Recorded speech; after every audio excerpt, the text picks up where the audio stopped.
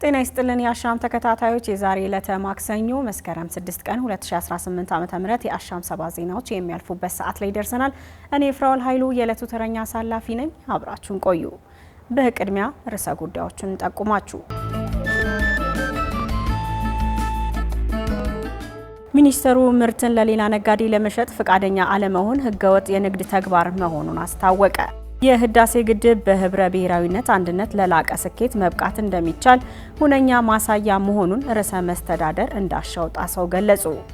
በምስራቅ ሐረርጌ ዞን ቁምቢ ወረዳ ከ2000 በላይ ነዋሪዎች የኤሌክትሪክ አገልግሎት ማግኘታቸው ተገለጸ።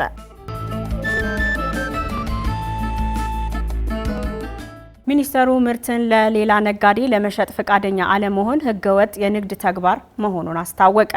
የኢፌዴሪ ንግድና ቀጠናዊ ትስስር ሚኒስቴር አንድ ነጋዴ አንድን የንግድ ዕቃ አገልግሎት ወይም ግብዓት ለሌላ ተወዳዳሪ ነጋዴ ለመሸጥ ፈቃደኛ አለመሆን ወይም ለመሸጥ መከልከሉ የሌሎች ነጋዴዎችን ተወዳዳሪነት በእጅጉ የሚገድብ ህገወጥ የንግድ ተግባር ነው ሲል ባወጣው መረጃ አስታውቋል። አንዱ ነጋዴ ከሌላው ነጋዴ ጋር የንግድ ልውውጥ ለማድረግ ወይም ላለማድረግ የሚያስችል ህጋዊ መብት ያለው መሆኑን ያነሳው ሚኒስተሩ ይሁን እንጂ ከዚህ መርህ በተቃራኒ አንድ ገበያን በበላይነት የመቆጣጠር ነጋዴ የንግድ ውድድር በሚያቃርን መልኩ የራሱን የገበያ ድርሻ በማስፋት ትርፍ ለማግኘት አስቦ አንድ ተፈላጊ የንግድ ዕቃ አገልግሎት ወይም የግብዓት ተወዳዳሪ ለመሆን ነጋዴውን ቀጥታ ወይም በተዘዋዋሪ መነገድ ለመሸጥ ፈቃደኛ በማይሆንበት ጊዜ ድርጊቱ በሕግ የሚያስጠይቅ የጸረ ውድድር ንግድ ተግባር መሆኑን አስታውቋል። ይህ ድርጊት የንግድ ስርዓቱን ሚዛን የሚያዛባ ከመሆኑም በላይ በገበያ ላይ የሚፈጠረውን ፍትሐዊ ውድድር ያዳክማል፣ ሌሎች ነጋዴዎችን ከገበያ እንዲወጡ እንዲሁም የሸማቾችን ምርጫ እንዲገደብ ያደርጋል ሲል በመረጃው አመላክቷል። ይህ ህገወጥ የንግድ ተግባር የመፈጸም ማንኛውም የንግድ ተዋናይ ንግድ ውድድርና ሸማቾች መብት ጥበቃ አዋጅ 813/2016 መሰረት ከዓመታዊ ሽያጭ ገቢው ከ5 እስከ 10 በመቶ የሚደርስ የገንዘብ ቅጣት የሚያስቀጣ መሆኑንም አስታውቋል። በመሆኑ እያንዳንዱ ነጋዴ ፍትሐዊ የንግድ ስርዓት በማክበርና የህግ ድንጋጌዎችን በመከተል የገበያውን ጤናማነት ጠብቆ መስራት ይጠበቅበታል ሲል የኢፌዴሪ ንግድና ቀጠናዊ ትስስር ሚኒስቴር አስታውቋል። የህዳሴው ግድብ በህብረ ብሔራዊ አንድነት ለላቀ ስኬት መብቃት እንደሚቻል ሁነኛ ማሳያ መሆኑን ርዕሰ መስተዳደር እንዳሻው ጣሰው ገለጹ። ለግድቡ ግንባታ ኢትዮጵያውያን ገንዘባቸውና ጉልበታቸውን ጭምር በፍቃድ ያለማንም እገዛ እውን ያደረጉት ፕሮጀክት በመሆኑ ከምረቃው ዕለት ጀምሮ በሁሉም አካባቢዎች ዜጎች ደስታቸውን መግለጻቸውን ቀጥለዋል። የማዕከላዊ ኢትዮጵያ ክልል ርዕሰ መስተዳደር እንዳሻው ጣሰው ታላቁ የህዳሴ ግድብ ግንባታ በመደመርና በህብረ ብሔራዊነት አንድነት ለላቀ ስኬት መብቃት እንደሚቻል ሁነኛ ማሳያ ነው ሲሉም ተናግረዋል። የግድቡ ግንባታ መጠናቀቅ የኢትዮጵያ ከተስፋ ወደ ተጨባጭ ለውጥና ብርሃን የመሸጋገር የማንሰራራት ሂደት ላይ መሆኗ የተበሰረበት መሆኑን አሻም ከኢዜአ ያገኘችው መረጃ ይጠቁማል። ታላቁ የኢትዮጵያ ህዳሴ ግድብ ግንባታ መጠናቀቅ በቀጣይ ሌሎች ግዙፍ የልማት ፕሮጀክቶች በራስ አቅም ማሳካት እንደሚቻል በተግባር የተረጋገጠበት እውቀትና ክህሎትም ያካበትንበት ነው ሲሉም አያይዘው ተናግረዋል።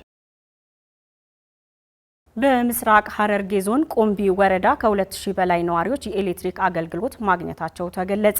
በሃሪሮ ቀበሌ የተገነባው ይህ የፀሐይ ኃይል ማመንጫ ፕሮጀክት በድምሩ 2200 አባወራዎችና እማወራችን የኤሌክትሪክ ኃይል ተጠቃሚ የማድረግ አቅም ያለው ሲሆን አገልግሎቱ በከፍተኛ በጀት ሙሉ መሰረተ ልማቱን ገንብቶ ለአገልግሎት ዝግጁ ማድረጉን ይፋ አድርጓል። በዚህም 7 ኪሎ ሜትር የመካከለኛ መስመርና 10 ኪሎ ሜትር የዝቅተኛ መስመር ዝርጋታ እንዲሁም 4 ትራንስፎርመሮችን ተከላ በማከናወን ለረጅም ዓመታት የኤሌክትሪክ አገልግሎት ተጠቃሚ ያልሆኑ የአካባቢው ነዋሪዎችን ተጠቃሚ ማድረግ መቻሉና በዚህም የማመንጫው ኃይል የማመንጨት አቅም 600 ኪሎዋት የሚደርስ መሆኑም ተጠቁመዋል። የዚህ ፕሮጀክት የፋይናንስ ምንጭ በአዴል ፕሮጀክት ከታቀፉ አካባቢዎች አንዱ ሆኖ በዓለም ባንክ በተገኘ ብድር መሆኑን አገልግሎቱ ገልጾ ግንባታው ያከናወነው ደግሞ የቻይናው ተቋራጭ ኖሪኮ ኢንተርናሽናል መሆኑም ተመላክቷል። ፕሮጀክቱ አገልግሎቱ ፍትሐዊ ተደራሽን ለማድረግ በሀገር አቀፍ ኤሌክትሪፊኬሽን ፕሮግራም ከዋናው ግሪድ ርቀው የሚገኙ የገጠር ቀበሌዎችና መንደሮችን በሚኒ ግሪድ አማራጭ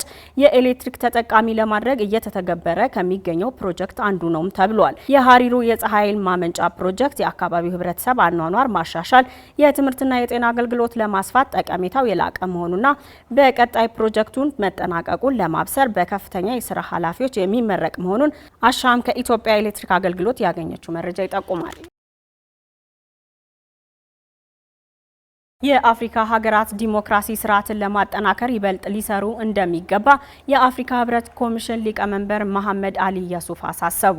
የዓለም አቀፉ የዲሞክራሲ ቀን የሰው ሰራሽ አስተውሎት ውጤታማ አስተዳደር በሁሉም ደረጃ ማረጋገጥ በሚል መሪ ሀሳብ ተከብሯል። ቀኑን አስመልክቶ የአፍሪካ ህብረት ኮሚሽን ሊቀመንበር መሐመድ አሊ የሱፍ ባስተላለፉት መልእክት ዲሞክራሲ፣ የህግ የበላይነትና መልካም አስተዳደር ለአፍሪካ ሰላም፣ መረጋጋትና ብልጽግና አንኳር ምሰሶ ናቸው ብለዋል። የአፍሪካ የዲሞክራሲ ምንጭና የአስተዳደር ቻሪቲ በአፍሪካ የዲሞክራሲ ተቋማት ለማጠናከርና የዜጎችን ተሳትፎ በማሳደግ እያገለገለ ያለ መሪ ማዕቀፍ መሆኑን አመላክተዋል።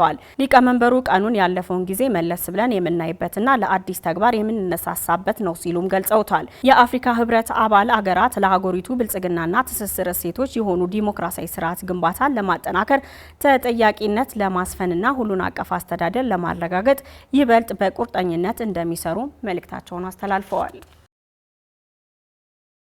ተመልካቾቻችን ዜናዎቻችንን ከመቋጨታችን በፊት ርዕሰ ጉዳዮቻችንን እናስታውሳችሁ። ሚኒስትሩ ምርትን ለሌላ ነጋዴ ለመሸጥ ፈቃደኛ አለመሆን ህገወጥ የንግድ ተግባር መሆኑን አስታወቀ።